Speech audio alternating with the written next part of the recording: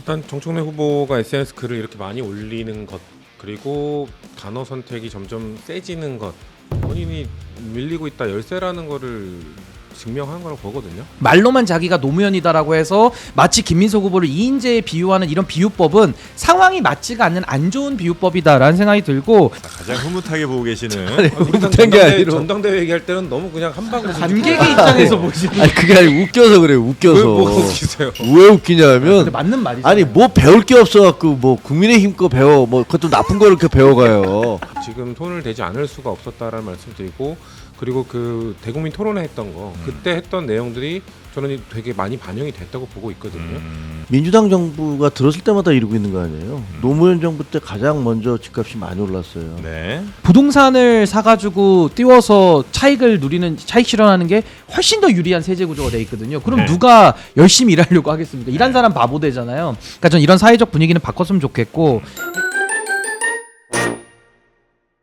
한없이 가벼운 시사 토크쇼 장르만 여의도 8월 4일 화요일 순서 시작하겠습니다. 반갑습니다. 정영진이고요. 지금 민주당 전당대회 한참 진행 중인데 앞으로 한 2주 가까이 남았잖아요.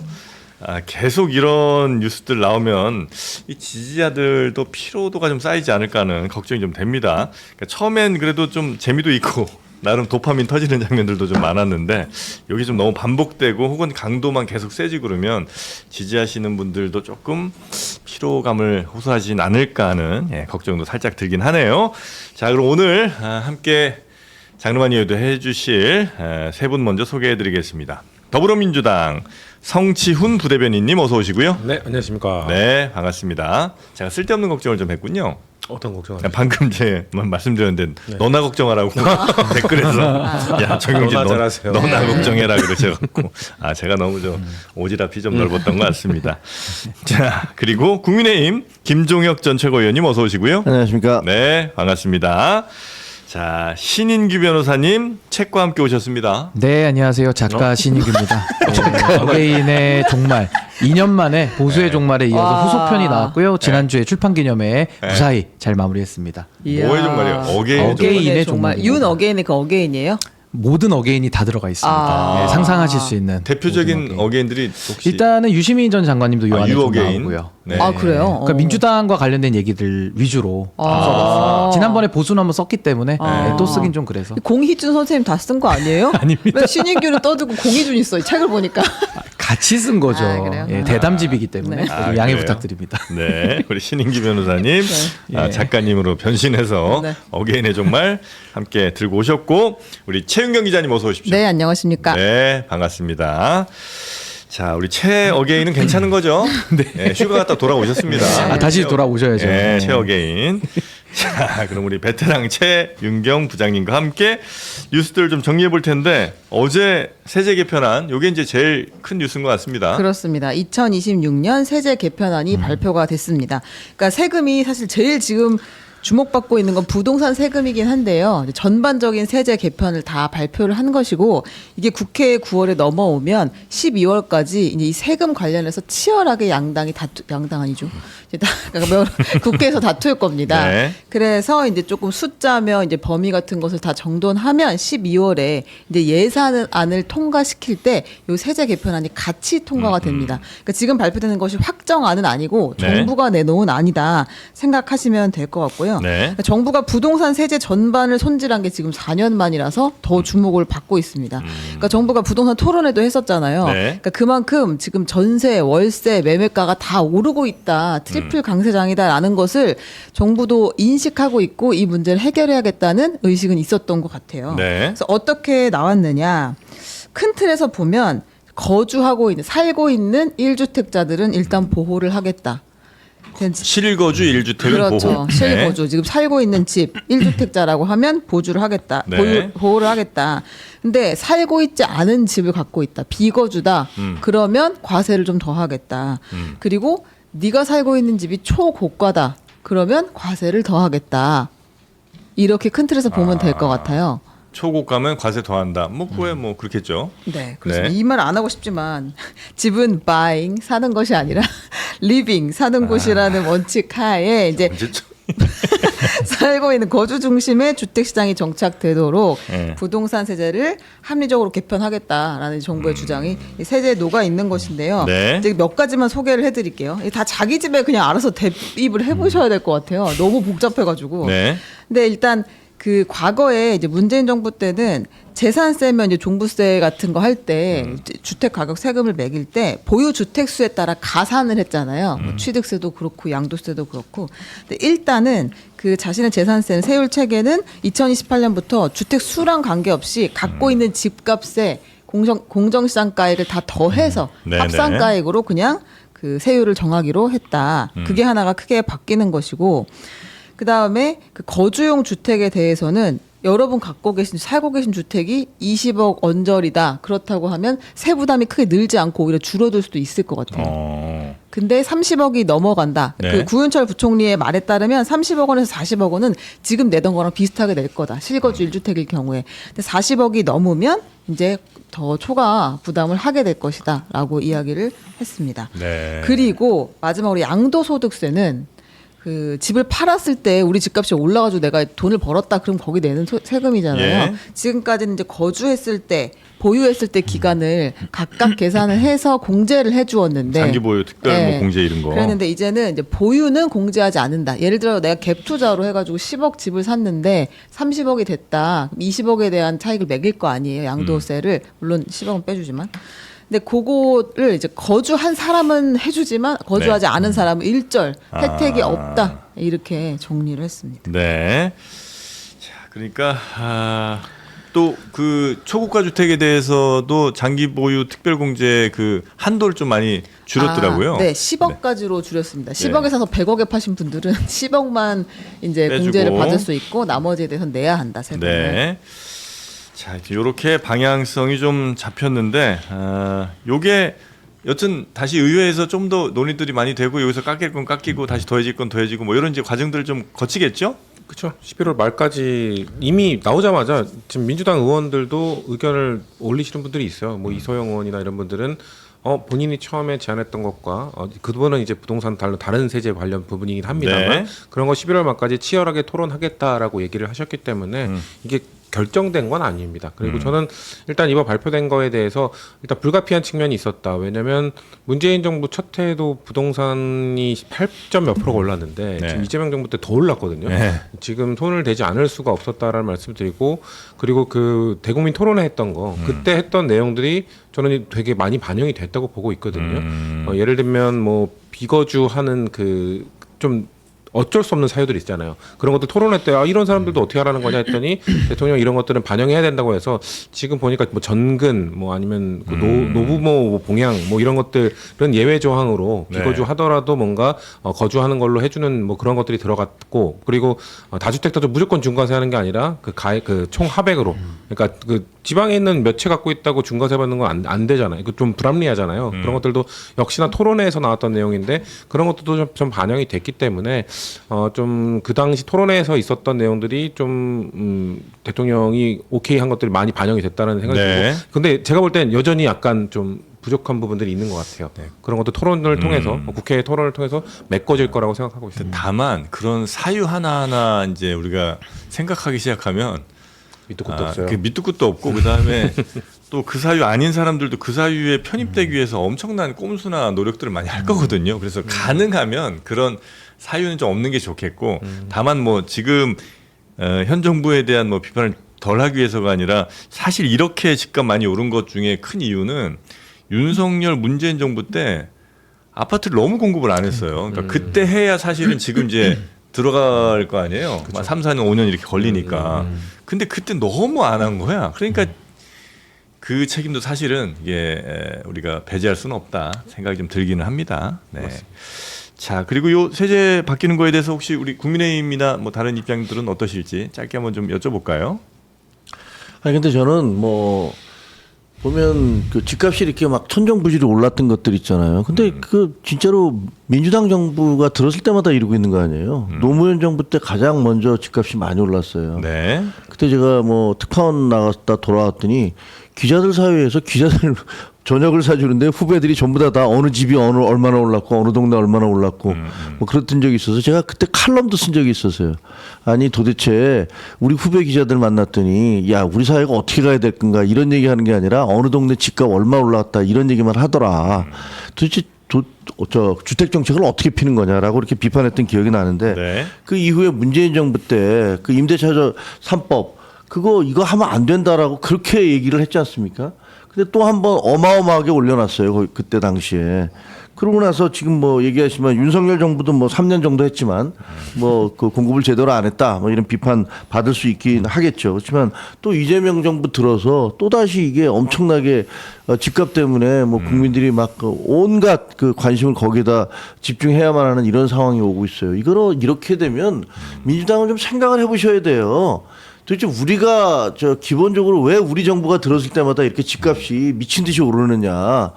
이거에 대해서 우리의 갖다 기본적인 어떤 정책의 방향이 뭐가 잘못된 게 아니냐라는 부분들을 고민해 보셔야 될 거라고 생각을 해요. 왜냐하면 노무현 정부 때 그때 집값 올라갔던 거, 그 다음에 이명박 정부 들어서서 그 확 떨어졌잖아요. 그 다음에 뭐 행복주택이니 뭐니 막 짓기 시작하면서 떨어졌기 때문에 뭐 이제 와서 이거를 뭐 누가 잘했다, 누구 잘못했다 뭐 이런 거 비판하는 것도 좀 부질없는 짓이긴 하지만 네. 기본적으로는 좀 생각을 해봐야 된다. 그런 생각을 하게 됩니다. 그런데 저는 일단 이재명 정부가 이미 세제 개편안을 발표를 했는데 거주자 중심으로 가고 또 돈벌이 수단으로 이제 부동산 쓰지 말자 그런 사회적 합의를 만들고자 하고 또 공정과세 이야기를 했단 말이죠. 저는 그 취지에는 100% 동의를 합니다. 왜냐하면 네. 저도 이렇게 사업자 내에서 여러 가지 근로소득을 만들어서 이제 사업소득으로 저도 이제 이 수익을 창출하고 있지만 부동산을 사가지고 띄워서 차익 실현하는 게 훨씬 더 유리한 세제 구조가 돼 있거든요. 그럼 네. 누가 열심히 일하려고 하겠습니까? 일한 사람 바보 되잖아요. 그러니까 전 이런 사회적 분위기는 바꿨으면 좋겠고,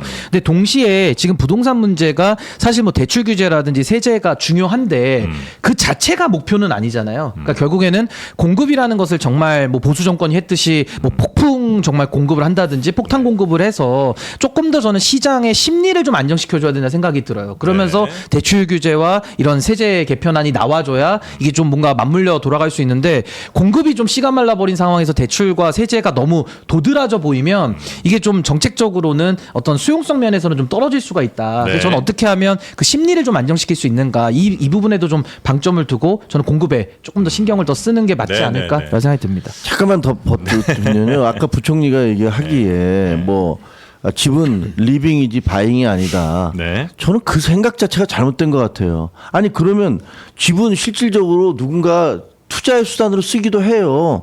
그 주식은 안 그렇습니까? 주식은 왜 그러면 주식으로 돈 벌려고 하는 것은 잘못입니까?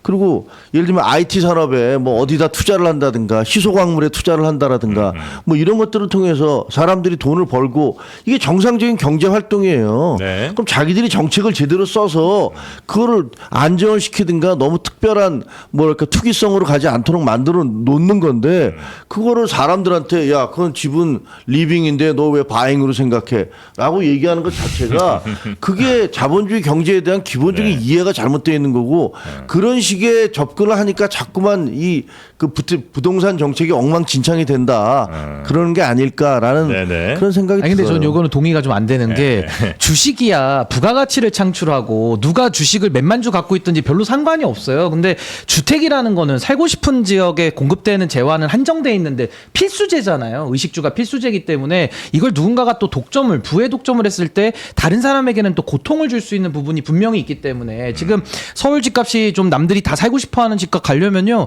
평생 월급을 다 저축해도 살 수 없는 금액이에요. 그러니까 부모가 물려주지 않으면 아이 주택을 살 수조차 없는 그런 상황에서는 저는 주식과 주식 투자와 부동산 투자를 동일선상에서 비교하는 거는 조금 성질이 맞지는 않는다. 네. 그 말씀을 드리고 저 싶습니다. 부동산 투기를 그거를 옹호하자는 건 아니고. 옹호할 이유도 성질이 없고. 다르다, 성질이. 그러나 네. 기본적으로 어떤 정책을 바라보는 입장 자체에 대해서 저는 맨날 그 민주당 정권 들어서면 집은 바잉이 아니라 리빙이다라는 얘기를 해요.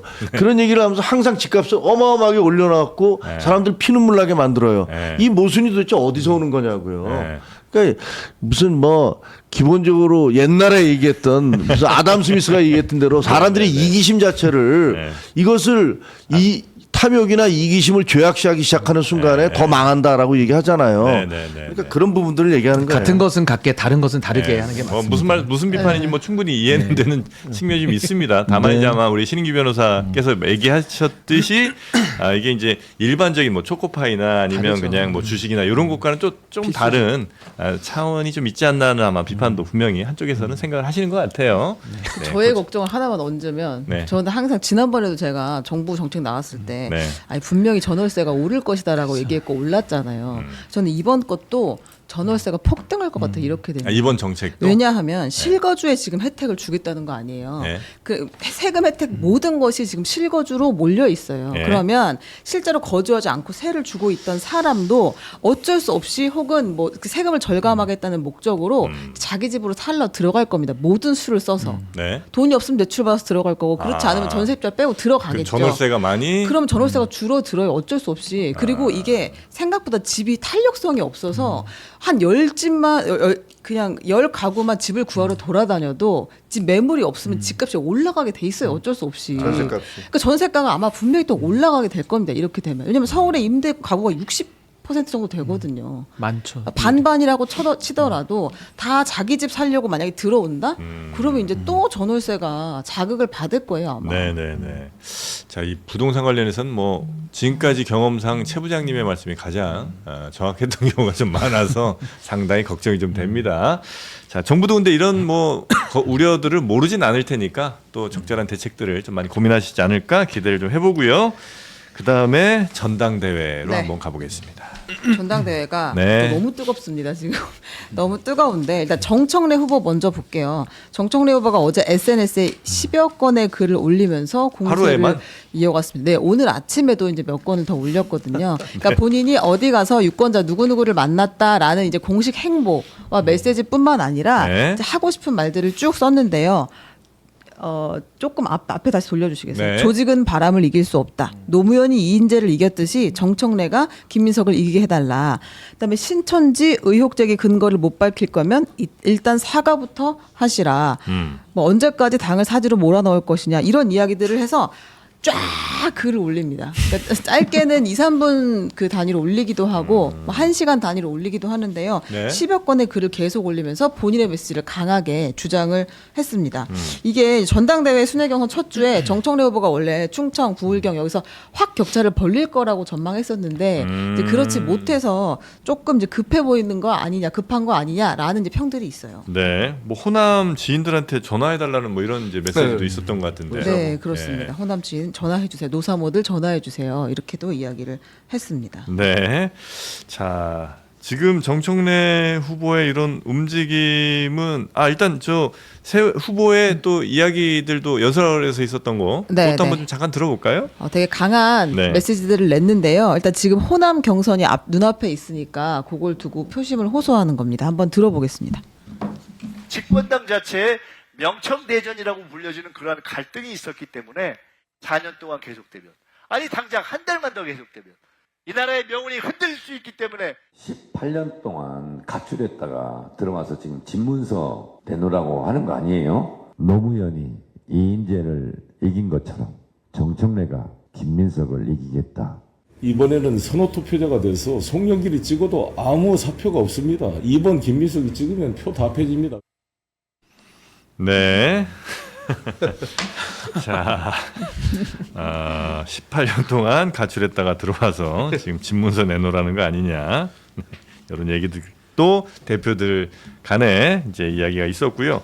근데 지금 새 후보의 이런 갈등 내지는 강해지는 말들, 워딩들 어떻게 또 보고 계시는지. 일단 정청래 후보가 SNS 글을 이렇게 많이 올리는 것 그리고 단어 선택이 점점 세지는 것 본인이 밀리고 있다 열세라는 거를 증명한 거라고 보거든요. 네. 왜냐면 아까 그 부장님께서 말씀하신 것처럼 첫 주에 상당히 격차를 벌려놔야 그래야 해볼 만하다라는 게 그쪽의 판단이었을 텐데 일단 충청권에서 김민석 후보가 이겼죠. 300표였지만 부울경에서는 엄청난 차이가 있을 거다. 뭐 조직도 있지만 사실 이 전국 조직이란 게 일반 정치인이 갖기가 쉽지가 않아요. 근데 정청래 후보 같은 경우에는 지금 전당대회를 3번 연속 나오고 있는 거거든요. 네. 그러니까 올해 나오고 작년에 나오고 그전에 또 전당 그 최고위원 하러 나오고 그러니까 전국 조직을 꽤나 탄탄하게 갖췄기 때문에 특히나 우리 당 열세 지역인 곳 뭐 TK나 PK 이쪽에서는 그 조직을 갖춰놓은 사람이 유리해요. 근데 그거를 거기에 또 친노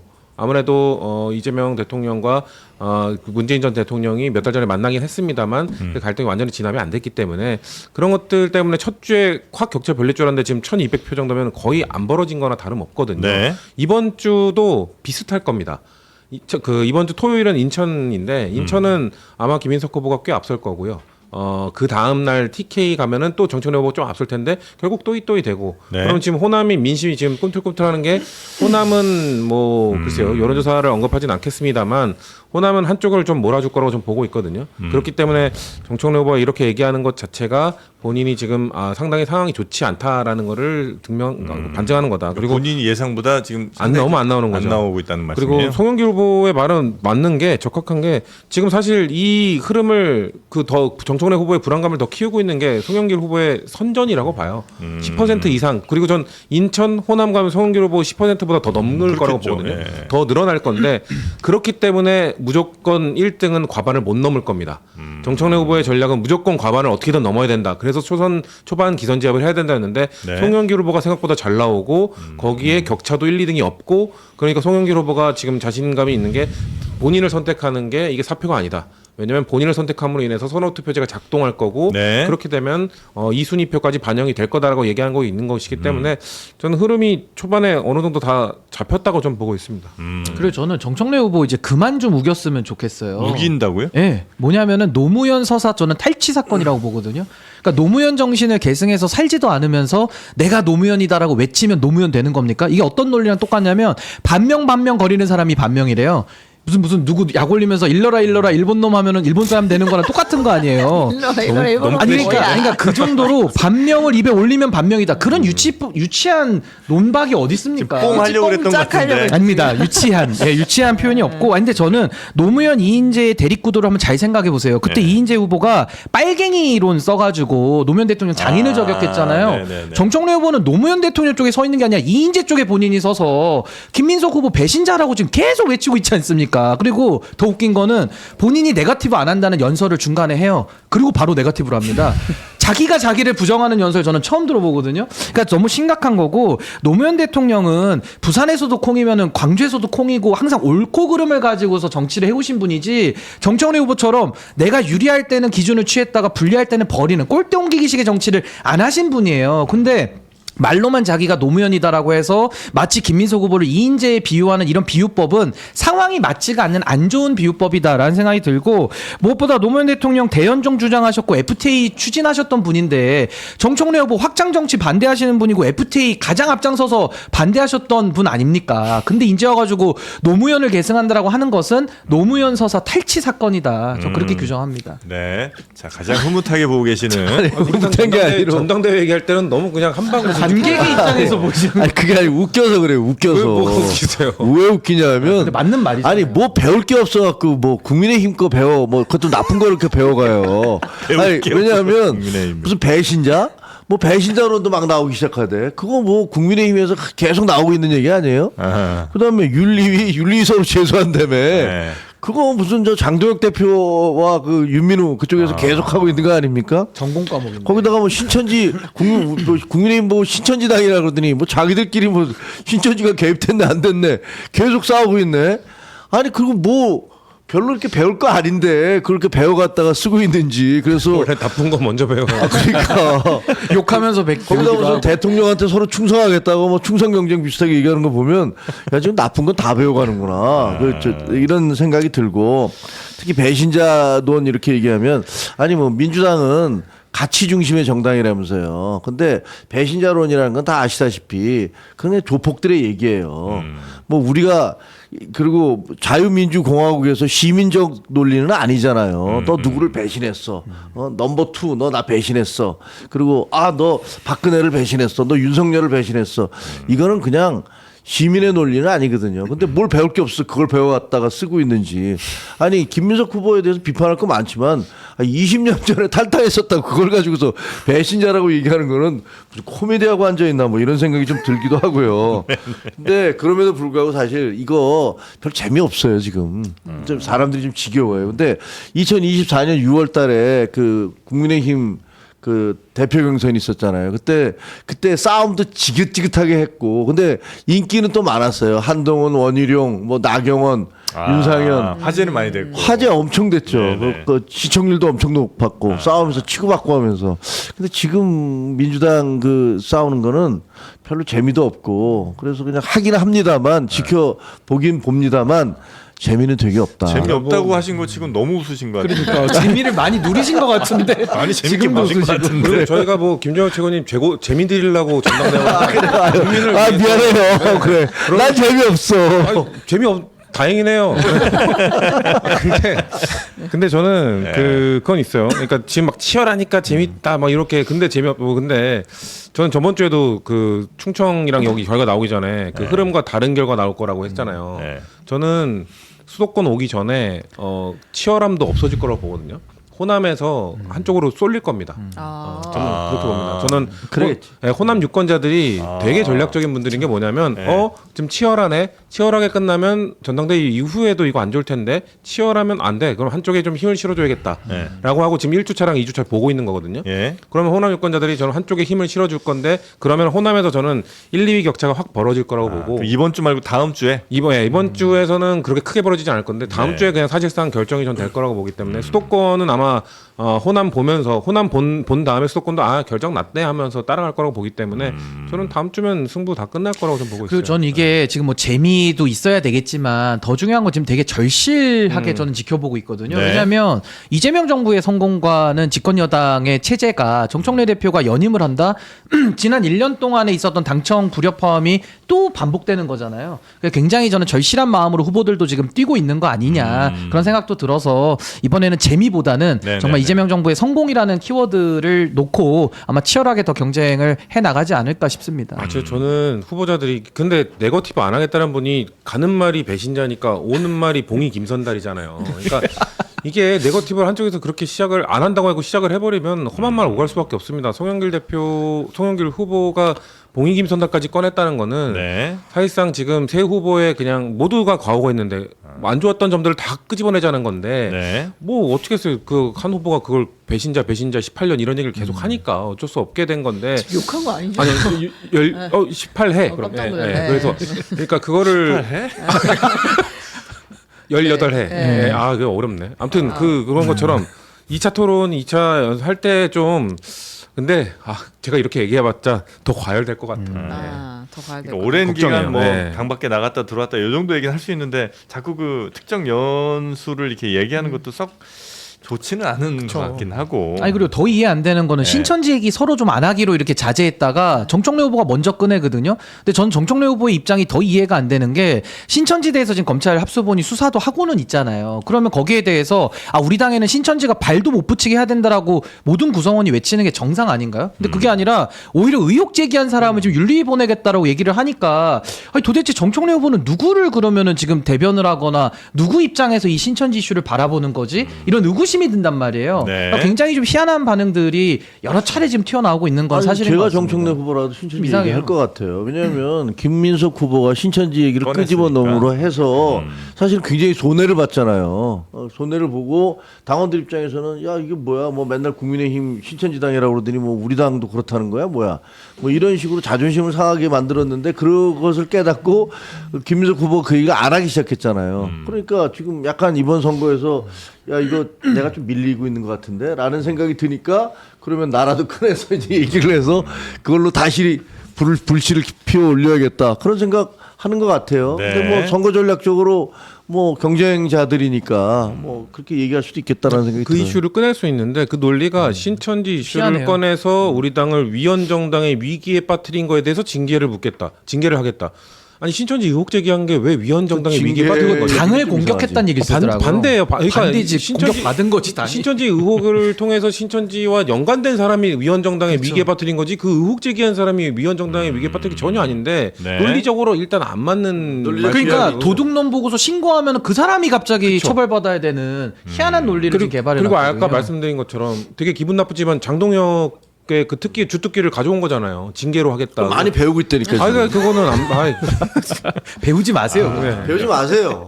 그러고 싶습니다. 여야가 서로 많이 도움을 또 주고 같은데 자, 이 당대표도 대표지만 어제 또 최고위원 후보들 토론이 네. 정말 난상 토론이었습니다. 네, TV 토론에서 아주 격돌을 했는데요. 네. 간단하게 어떤 얘기를 했는지 그냥 제가 전해드리도록 하고요. 일단 최민희 후보는 정청래 전 대표를 향해서 자기 정치했다는 비난이 있다.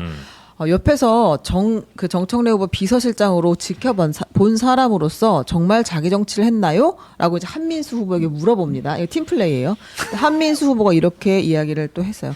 어떤 당권 주자는 당정 협력을 혼선에 빠뜨렸다는 도저히 수긍할 수 없는 말씀을 하시는데 정청래 후보는 자기 정치를 한 적이 없다라는 취지로 답변을 하고요. 약간 그리고 이제 토스하고 스파이크 때리고 네, 그런 느낌. 그렇습니다. 그리고 네. 이제 박선원 후보 지금 2등이잖아요, 지금까지. 근데 반명 이야기를 꺼냅니다. 대통령 정책 제대로 사사건건 엇박자 내고 뒤따르지 않고 팀 정청래가 도대체 뭘 했냐, 대통령 고생할 때 한 것 있냐, 플러스 그 최민희 후보의 축의금 이야기까지 꺼냅니다.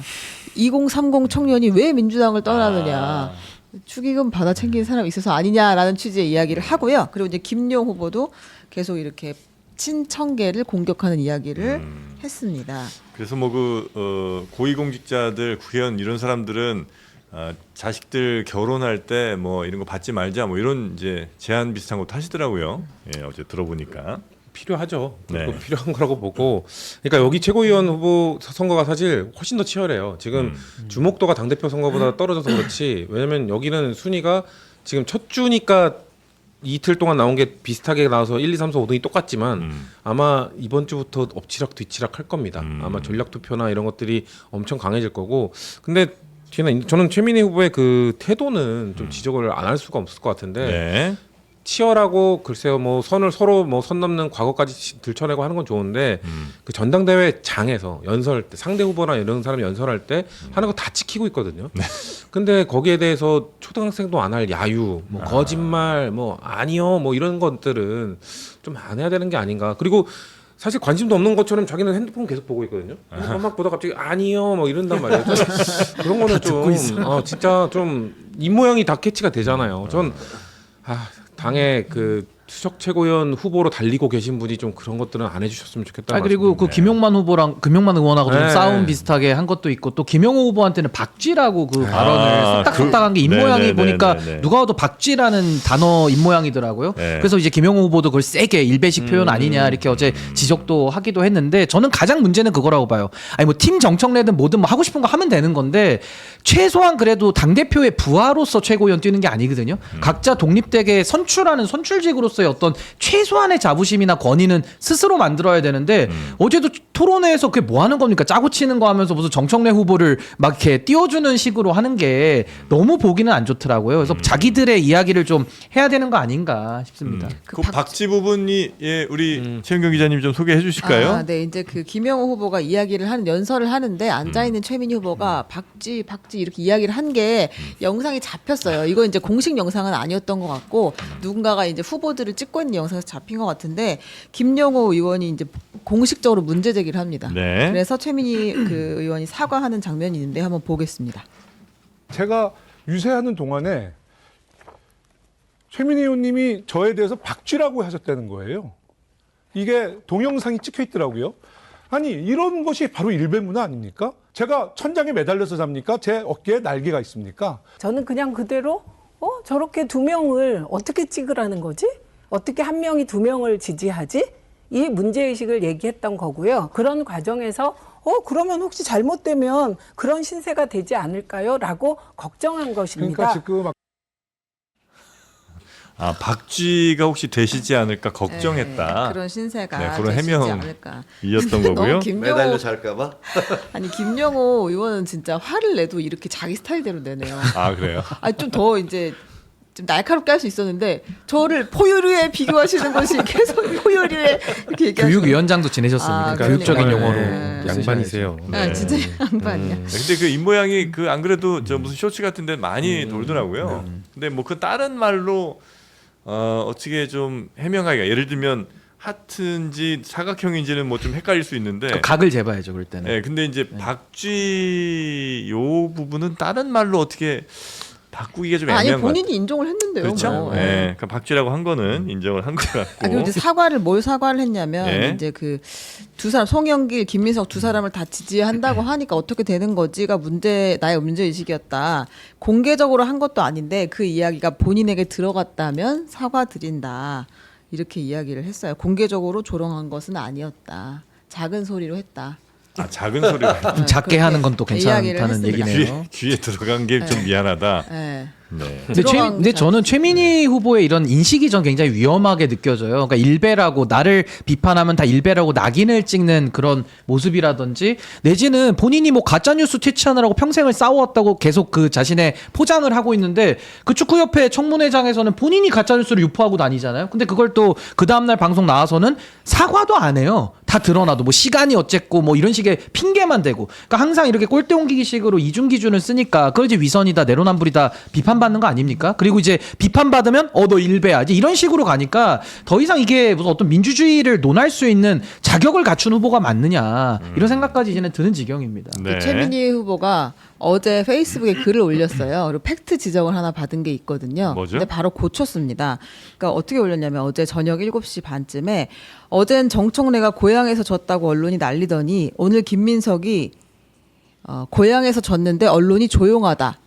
헛웃음이 나온다. 에라이 이렇게 처음에 올렸어요. 처음 올린 게 네, 그랬는데 이제 김민석의 고향은 부산이 아닌데요. 이제 이런 지적들이 있었나 봐요. 네. 그러니까 다시 고쳤습니다. 네. 오늘 김민석이 거의 고향에서 졌는데 언론이 조용하다. 이렇게 처음에 괄호를 쳤고 거의 고향은 뭐예요? 또 괄호치고 거의 고향.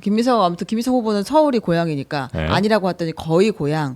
그다음에 또 지적이 있으니까 김민석이 고향 괄호치고 부산의 아들 본인 표현으로 이제 이렇게 다시 고쳤어요. 아, 그리고 이제 또 본인 최종적으로 표현으로 내가 부산의 아들이라고 했으니까 이거 했는데, 고향이다. 네, 네. 그랬는데 언론이 조용하다라고 하면서 이제 몇 차례 수정을 거쳤습니다.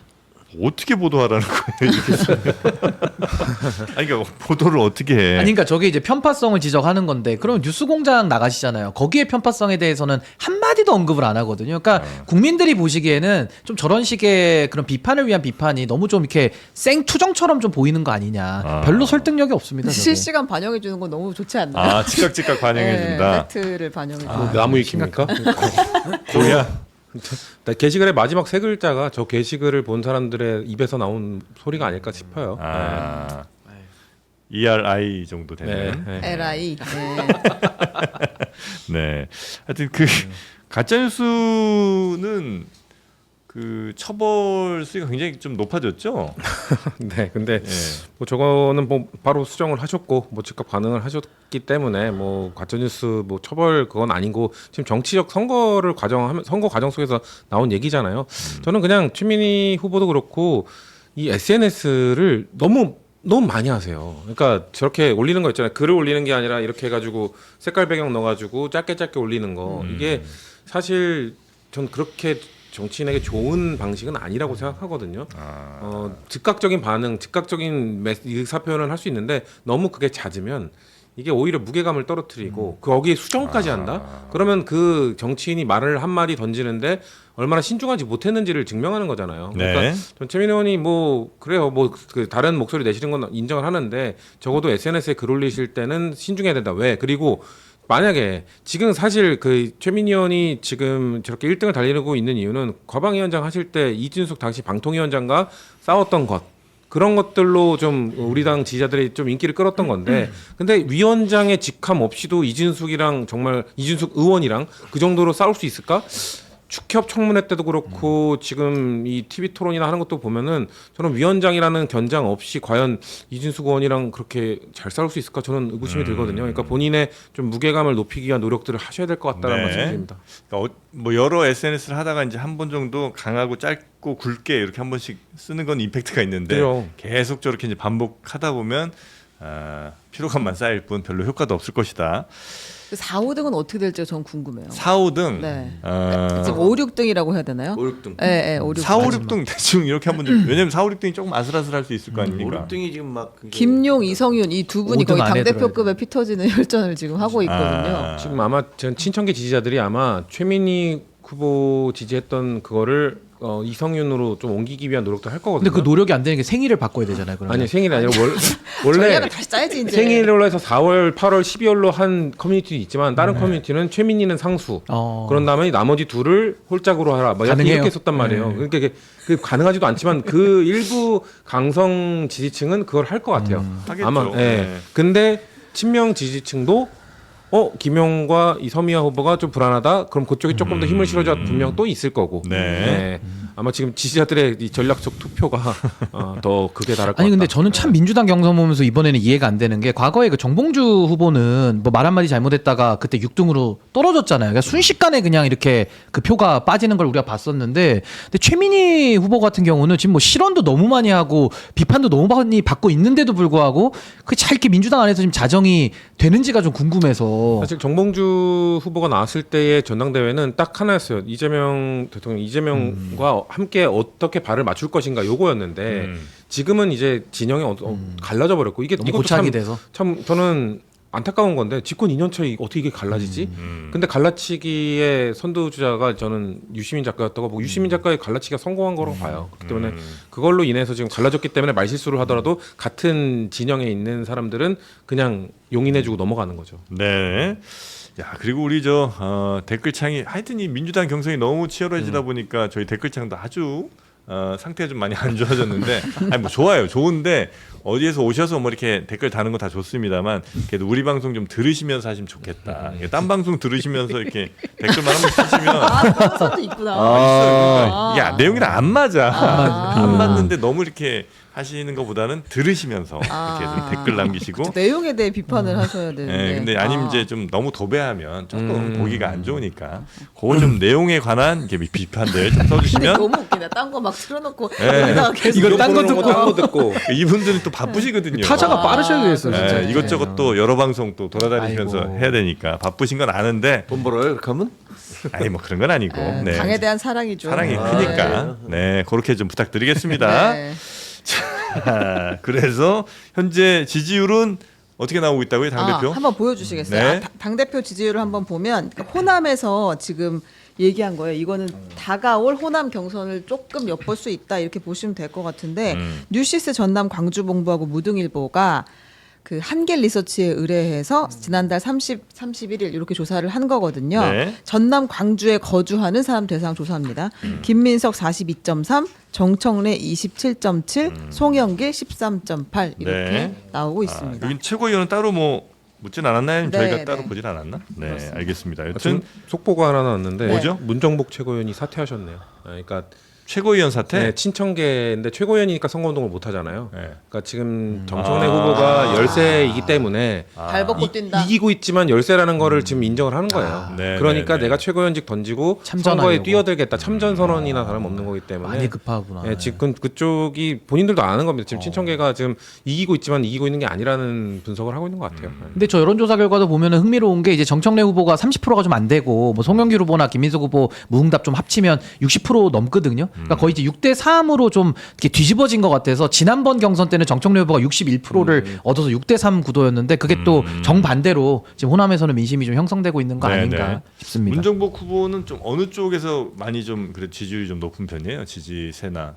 문정호 의원이 예. 시흥 쪽이죠 시 그분이? 경기도 쪽인데 수도권 마지막 그쪽에 뭐 조직이나 이런 거를 좀 가동하겠다는 것이고 그리고 결국 지금 친청계 스피커가 많지가 않거든요. 근데 문정복 최고위원 정도면 방송이나 이런 데 나가서 스피커로서의 역할을 할 수 있기 때문에 진짜요? 네. 그래도 최고위원이 우리 어, 방송에도 최고위원을 나오셨답니다. 아 그래요? 네. 지금 너무 스피커 볼륨 크시다고 지금 자랑하시는 겁니까? 아, 그게 아니고 또 그분 제가 또 최민희 의원하고 약간 비슷한 타입 아니신가요? 제가 또 그래도 다른 집분이 우리 집분 그렇게 얘기하는 것도 그거 용납이 안 되세요? 네, 용납 못 하거든요. 아니 뭐 스피커 볼륨 크시다고 오늘 뭐. 너무 웃으셨잖아요. 왜 그래요? 오늘. 문정복 의원은 최민희 의원보다는 서영교 의원에 조금 더 가깝지 않나요? 문종복 의원은 문종복 캐릭터가 의원입니다. 있어요. 그렇죠. 자기 캐릭터가 네. 와서 있어요. 근데 그거 한번 하셔서 두께씨 그거 한번 하셨잖아요. 우리 방송 나와서. 아주 재밌는 네, 분이었습니다. 되게 유쾌한 분이에요. 근데 이분이 정청래 대표 체제에서 조직부총장도 했고, 음. 그러니까 친청계 사람으로 봐야 되겠죠. 네, 하여튼 문정복 최고위원이 사퇴를 네. 했다. 팀 정청래가 총동원된다. 총센불 네, 이렇게 네, 하고 되면 있다. 총출동. 총출동한다. 그리고 또 다음 뉴스도 한번 볼까요? 네. 형사소송법 개정안이 통과되었잖아요. 통과 뒤에 정성호 법무부 장관이 첫 공개 일정에 나섰습니다. 검사 임관식에 나왔어요. 아니 저는 검사가 아직도 임관을 할 사람이 남아 있다는 것이 검사 되게 임관식이요? 네, 놀라운데 네. 아무튼 검사 임관식에 마지막 이제 신임 검사가 되겠죠. 이분들은 나와서 정성호 법무부 장관이 행사가 끝난 뒤에 나가는 길에 기자들이 따라 붙었어요. 그래서 형사법 개정안 이제 어떻게 생각하시냐 물어봤는데 이렇게 이야기를 했습니다. 이렇게 빛의 속도로 형사소송법이 빨리 개정된 건 처음일 거예요. 그냥 부작용이 생긴다고 하면은 현장의 그 실상과 맞지 않는다고 하면은 빨리빨리 고쳐야 되지 않겠습니까? 네. 정부에 속해 있는 장관이 거부권 행사 건의한 적이 있습니까?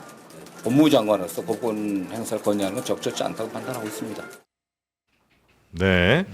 지금 약간 뜬금없긴 한데 지금 검사 임관되면 네. 어디로 가시는 거예요, 그분들은? 이제 아마 공소청으로 가게 되겠죠. 근데 직책은 여전히 검사로는 검사로 부를 거예요. 그러니까 공소- 검찰 이제 청이 없어지는 거지. 공소청의 검사로 검사. 임관이 되는 공소청의 거지. 검사로 이제 앞으로 기소 뭐 공소 이거 그렇죠. 업무를 기소 담당하는. 업무하는 거죠. 네. 자, 여튼 정성호 법무부 장관은 이 형사소송법 개정에 대해서는 여전히 불편한 마음을 내비친다고 이해해야 되겠죠, 이거는. 그렇죠. 요 빛의 발언은? 속도라는 거는 사실 지나치게 빠르다. 엄청나게 빠르게 통과됐다는 거고 그리고 부작용이 혹시나 발생했을 땐 바로 고쳐야 된다라고 얘기를 한 거니까 네. 지금 주무부처 장관으로서 지금 이게 통과되는 거는 제2요구권 건의하는 것도 부적절하고 내가 이거는 지켜보지만 만약에 문제가 생겼을 때는 그게 장관직을 유지하면서일 수도 있고 국회에 돌아가서였을 수도 있습니다. 어떤 상황에 있든 내가 그거에 대해서 목소리를 내겠다는 저는 의지 표현이라고 보기 때문에 네. 정성호 장관이 저는 끝까지 역할을 잘 해주고 계신다고 생각합니다. 자, 그리고 정성호 장관은 여전히 그만두겠다는 사의 표명을 또 했다면서요? 네, 그렇습니다. 네. 전부터 해왔는데 이번엔 진짜 나가겠다고 생각하고 있는 것 같아요. 그래서 사퇴 관련 질문에는 내 건강 이야기를 계속 하긴 했습니다만 대체로 다 건강 때문만은 아니리라고 생각들을 하는 것 같고요. 네, 정성호 장관의 사퇴는 이렇게 가야 됩니까? 아니면 어떻게든 다시 법무부 장관으로서 나머지 일들을 좀 더 해야 됩니까? 근데 이제 아마 건강 문제도 있는 것 같기는 하지만 예. 그게 전부는 아닌 것 같고 아마 내각에서 더 할 수 있는 게 없다. 그러니까 그 무력감이 저는 굉장히 크다는 생각이 듭니다. 아무래도 당에서 워낙 세게 집권 여당이 공론화와 수기를 행정부에서 요청을 해도 그냥 무시하고 안 하니까 더 이상 어쩔 도리가 없다 해서 저는 이제 정성호 장관께서는 아마 당에 복귀하겠다는 의지가 지금 되게 강하신 것 같아요. 네. 그래서 당에 들어오면 지금 친명계의 좌장 역할을 하실 분이 없고 물론 뭐 초선 의원의 뭐 김남준 의원이나 전은수 의원이 있지만 이제 중량감에 의해서는 뭐 정성호 장관과 비할 데가 없으니까 아마 정성호 장관께서는 당에 돌아와서 아마 그 역할을 좀 무겁게 부담하시지 않을까 싶습니다. 근데 장관이 저렇게까지 네. 빛의 속도로 이거 바꾸고 있다라면서 그 좀 맹렬한 비판 아니에요. 그리고 문제가 생기면 빨리빨리 고쳐야 된다라고 그러니까 사실상 문제가 생길 것이라는 것을 기정사실화해서 저렇게 얘기를 하고 있습니다. 근데 그럼에도 불구하고 저거를 그냥 마구잡이로 밀어붙인 거 아니에요. 근데 저는 저게 정말 뭐 이재명 대통령을 위해서 해준다고 막 그런 식으로 뭐 밀어붙이지만 오히려 지금 이재명 정부의 어떤 그 레임덕의 문을 활짝 열어 제치고 있다라는 생각이 들어요. 실제로 정권마다 그런 경우가 있었거든요. 윤석열 정부 때는 그 의정 갈등이 있잖아요. 네. 의사들을 2,000명씩 늘리겠다라고 해서 많은 사람들이 도대체 그거 왜 그렇게 합니까? 아니 그 1950명이면 어떻고 도대체 왜 무슨 근거로 2,000명이에요? 그러니까 그런 거 따지지 말고 그냥 가라고 이렇게 밀어붙여서 결국 그 결과가 어떻게 됐는지는 뭐 다 아는 거 아닙니까? 지지율도 많이 깎아먹고. 그리고 아까도 얘기했지만 그 문재인 정부 때는 임대차 3법 그거 절대 안 된다 그렇게 하면라고 했는데도 그걸 밀어붙이는 바람에 결국은 스스로 목에다 밧줄 거는 식이 돼버렸는데 그러니까 이번도 왜 정권마다 이런 짓을 하지라는 생각이 드는 게 아니 그 수많은 사람들이 자기 정권 내부에서도 반대를 하고 대통령 본인도 반대하고 뭐 전직 총리 그다음에 저 법무부 장관 다 반대하고 있고 심지어는 무슨 저 여론조사에서도 그렇고 자기들 지지자들도 반대하고 네. 그 통과시키고 난 다음에는 그 저 부산 돌려차기 피해자는 지옥이나 가세요 뭐 이런 얘기까지 써 올리고 있는데 그거를 통과시키고 만세 부르고 앉았고 박수 치고 앉았으니 저 도대체 어쩌려고 그러나 그래서 저는 참 진짜 좀 왜 정권마다 저러지?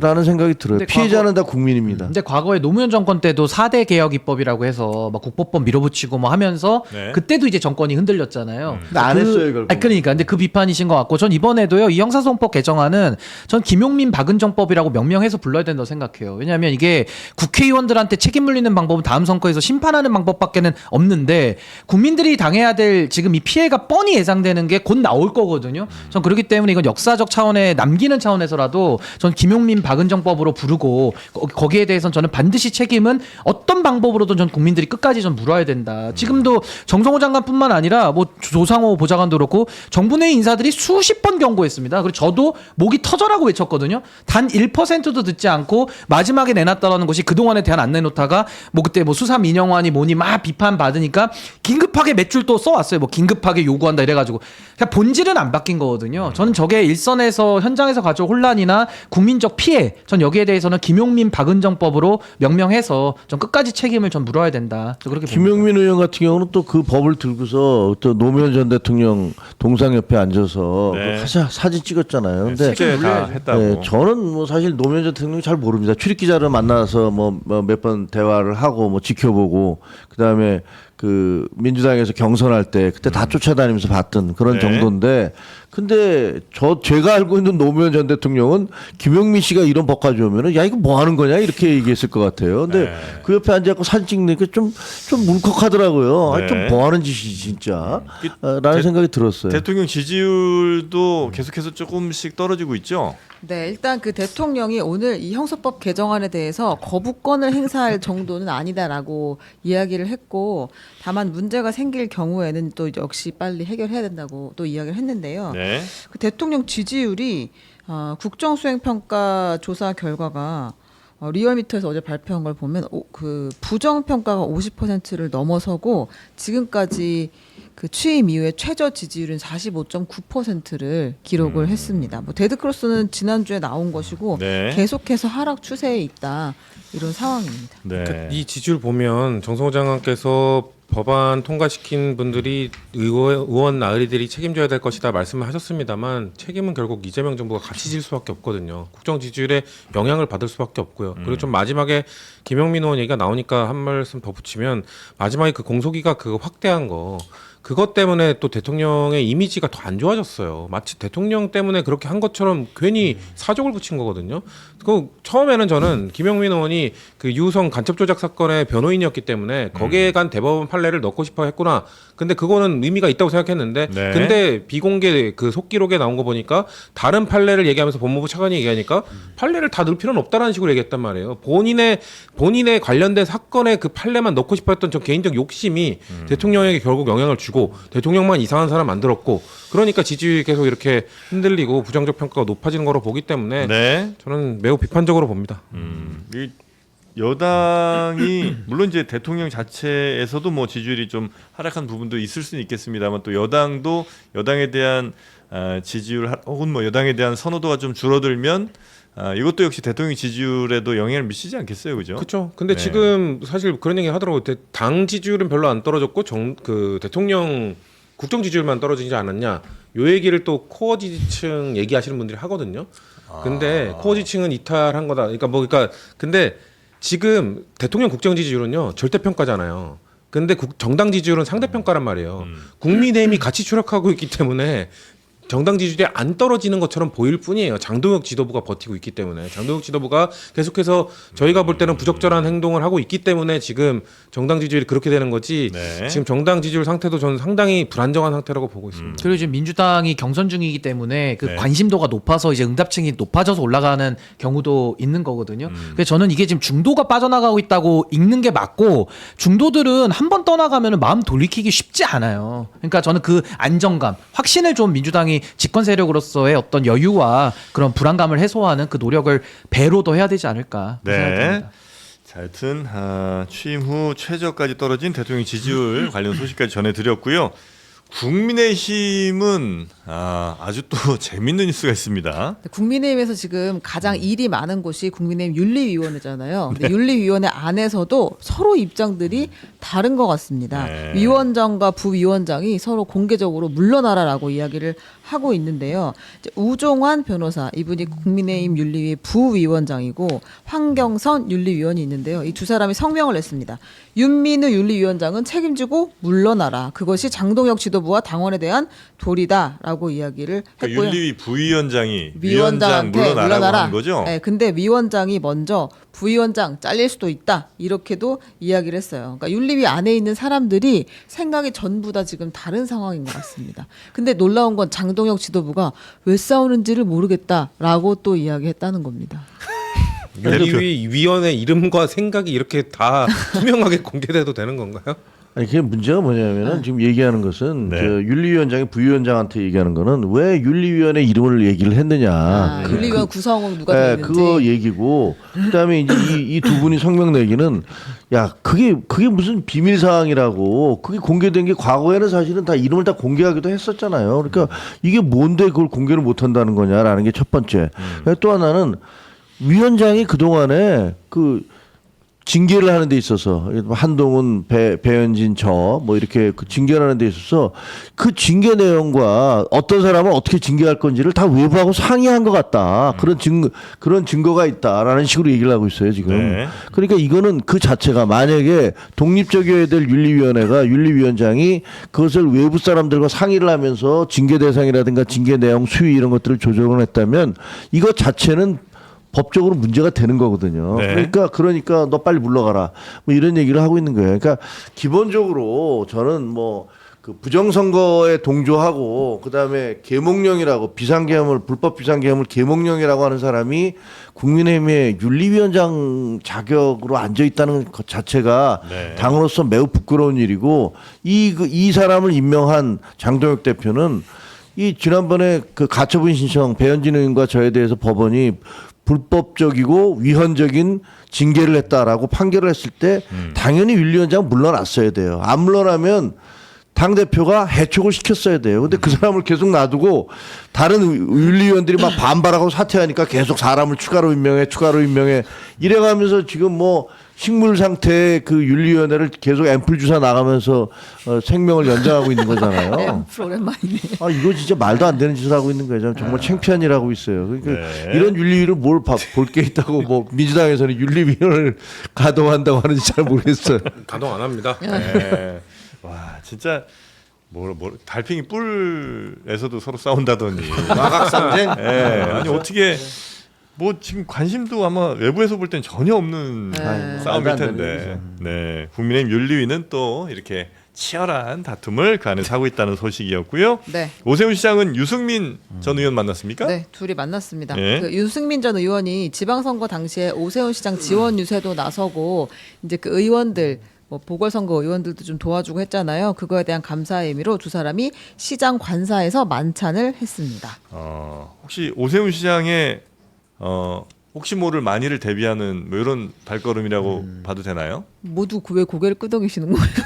아니, 딱 그 생각이 저도 네, 들어서. 네. 아. 이 사진을 보면 그러니까 예를 들면 보수 재편을 위해서도 손을 잡을 필요도 있겠지만 예. 지금 오세훈 시장이 특수한 상황에 처해 있잖아요. 벌금 예. 1,000만 원이 1심에서 나와서 그 명태균 관련된 예. 이슈가 아마 요거 3심 가도 그 자격 상실령 나온다고 저는 보거든요. 그럼 이제 내년에 재보궐선거 될 텐데 물론 국민의힘이 지금의 민주당 상황이라면 조금 더 유리한 고지인 거는 맞으나 후보 경쟁력 면에서도 아마 유승민 의원은 물론 경기지사도 한번 해보긴 했습니다만 서울시장 후보로도 거론될 수 있는 분인 건 맞아서 아마 그런 이야기도 좀 나왔을 수도 있다. 라는 생각은 듭니다. 음. 뭐 거론될 만한 한 분이죠. 네. 유승민 의원 같은 경우는 뭐 10여 년 동안 너무나 부당한 공격을 받아온 사람이잖아요. 그 뭐 배신의 배신자 정치. 프레임.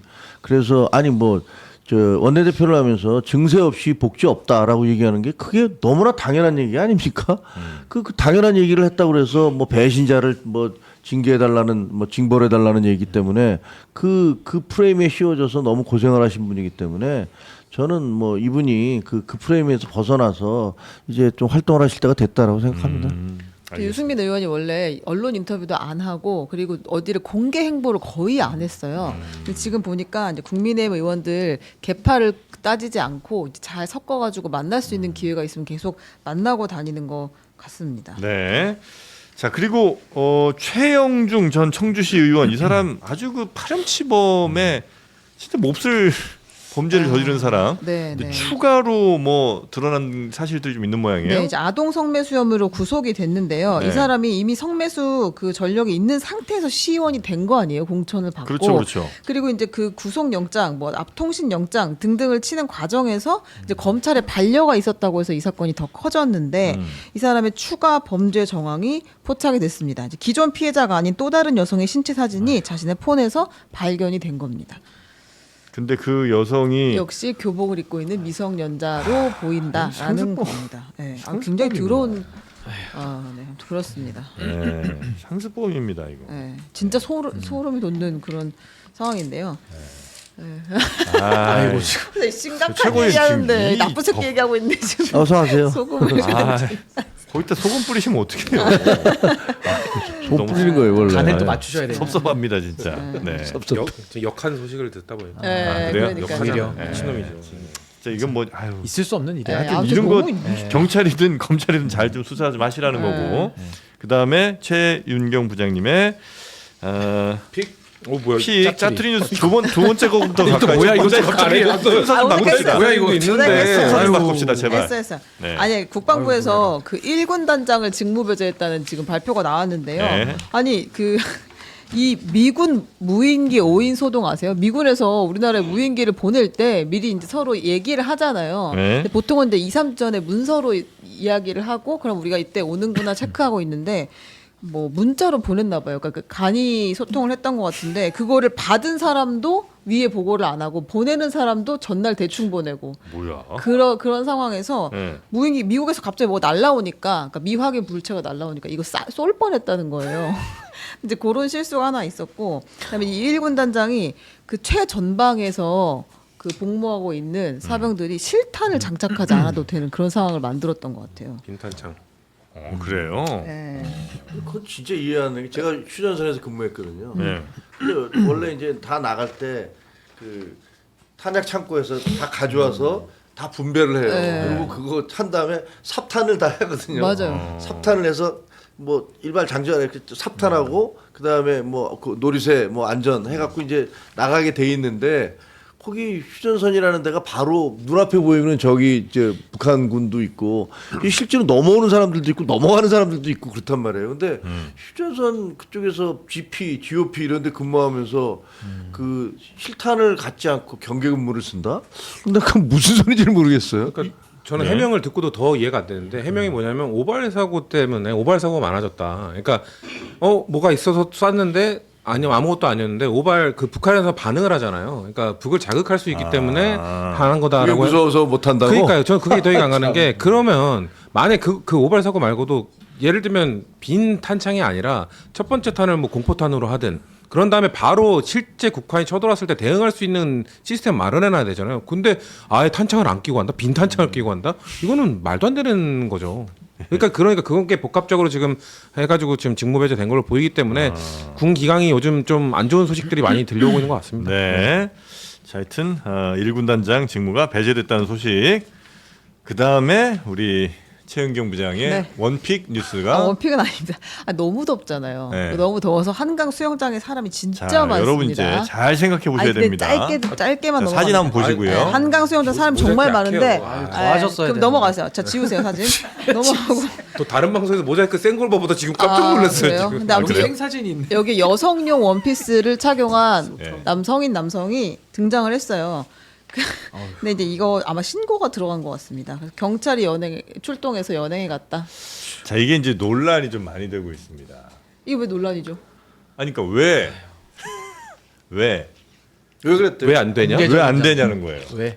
왜 그랬나 그 사람은? 왜 그랬는지는 중요할까요? 내가 그냥 하고 싶어서 하고 싶으면 하는 거죠. 내가 여장을 하고 싶다. 네. 여장하고 하는 사람도 있으니까. 있을 수 하는 있죠. 거죠. 자, 왜 경찰에 잡혀가야 되냐? 빨리 여러분 말씀하세요. 경찰 다시 풀려줬을 겁니다 아마. 잡아갔대요?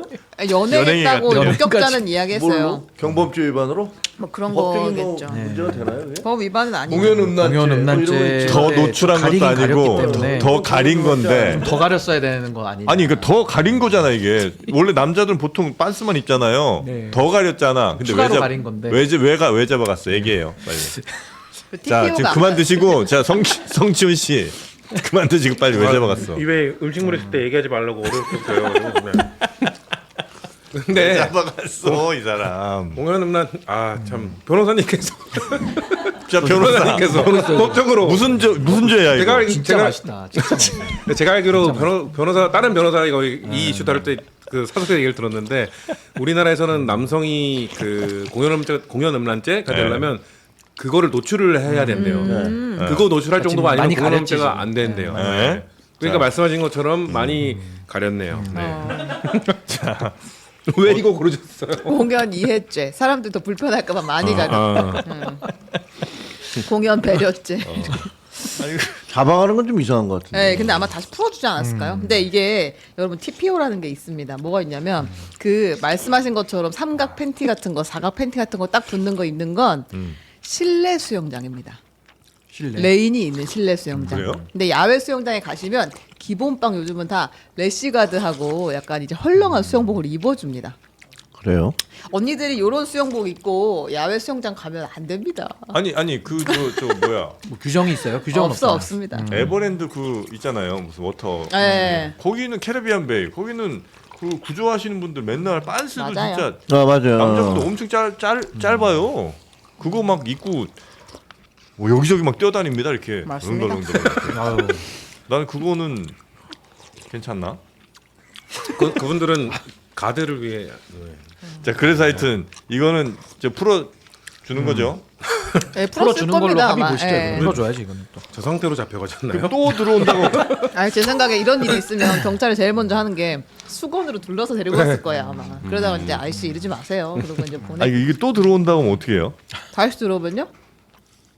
그 우리 사회 구성원으로 생각하고. 그러니까 알고 함께 당하는 해야지. 거랑 모르고 보는 거랑 다르니까 이제는 아니면 5명이서 막 이렇게 다 같이 남자들 5명이서 원피스 수영복 입고. 그뭐 숭악 커지 그걸 뭘 자꾸 확인을 하려고 그런 그래. 뭘 이거 이렇게 중요하게 그래. 얘기해요. 그런 장면을 보면 정말 도가니가 쑤실 것 그쵸. 같네요. 아 맛있는데. 그렇습니까? 그래서 우리가 준비했습니다. 빅마마의 한우 도가니탕 얼마나 맛있게요. 요거 아시잖아요? 네, 대한민국 대표 요리 연구가 빅마마 이혜정 선생의 도가니탕 진한 한우뼈만 고아냈습니다. 예, 100% 한우 육수에 한우 도가니를 넣어서 벌써 한 뚝딱 하셨고요. 네. 우리 최 부장님은. 아. 네. 이혜정의 특별한 비법, 이 힘줄 스지를 아주 그 말캉말캉 잘 삶았고요. 또 5가지 한약재가 들어갑니다. 인삼, 청궁, 감초, 황기, 숙지황. 누린내는 잡고 은은하고 깔끔한 맛으로. 예, 계속 훌쩍거리시네요, 우리 성치훈 대변인님. 누린내는 없나요? 근데 진짜 맛있어요. 네, 냄새가 안 납니다. 최고 최고. 네. 그리고 진짜 이 도가니가 와. 압력솥에 한 10시간 삶은 것 같이 야들야들하게 넘어가네요. 야들야들. 식감도 좋고. 네. 여기 이제 한 팩이 800g인데 한 팩이면 충분히 두 분이 이제 맛있게 드실 수 있는 거고요. 총 10팩 갑니다. 거의 한 20인분 되는데 45,900원. 1인분에 2,300원 꼴. 네, 대단합니다. 바로 요게 이제 여러분께 배달되는 그 팩이죠. 오. 네. 2인분. 네. 그렇습니다. 2인분 팩. 파를 좀 많이 썰어 놓으면 맛있을 것 같아요. 김치랑 파. 먹으면. 네. 야, 김치랑 그렇지. 먹으면 진짜 맞아. 맛있어요. 네, 잘 익은 깍두기. 네. 네, 총각김치 좋습니다. 파김치도 괜찮죠? 네. 좋습니다. 자, 이렇게 한 팩 800g에 이게 한 5,000원도 안 되는 4,600원 꼴 정도니까 얼마나 저렴합니까? 국수, 떡국, 육개장, 전골 베이스로도 아주 맛있는 그러네. 네, 국수가 뭐든. 소면. 만두 넣으면 만두국 되는. 아, 맞아요. 만두, 떡만두국 떡만두. 좋습니다. 자, 뉴퍼마켓이 야심차게 준비한 여름 보양식 지금 영상 안에서 만나실 수가 있습니다. 그리고 저 어제 그거 샀잖아요. 그 티. 이게 티어. 그거예요. 네. 어제 저희가 티셔츠를 네, 요거. 팔았는데. 세 장에 9,900원. 와. 와, 너무 싸지 않아요? 요거 입고는 저 수영장 가도 돼야 안 돼요? 되죠. 이건 그거 되죠? 돼요. 예, 맞아요. 네. 그 헬스장에도 그렇게 입고 오시는 분들 있습니다. 좋습니다. 과도한 노출이 있나요? 네. 없습니다. 요거 이제 그 민소매. 민소매예요. 예. 안에 여기 지금 입으신 민소매구나. 민소매입니다. 네. 자, 안 볼게요. 고맙습니다. 어깨에 여드름이 있으신 거 아니에요? 예. 뭐 개인 안 정보야. 보면 삽니다. 네. 자, 그러면 세 분은 여기서 보내드리고 저희는 경제 썰전으로 이어가도록 하겠습니다. 오늘 주식시장도 한번 체크해 보도록 하겠습니다. 세 분 고맙습니다. 감사합니다.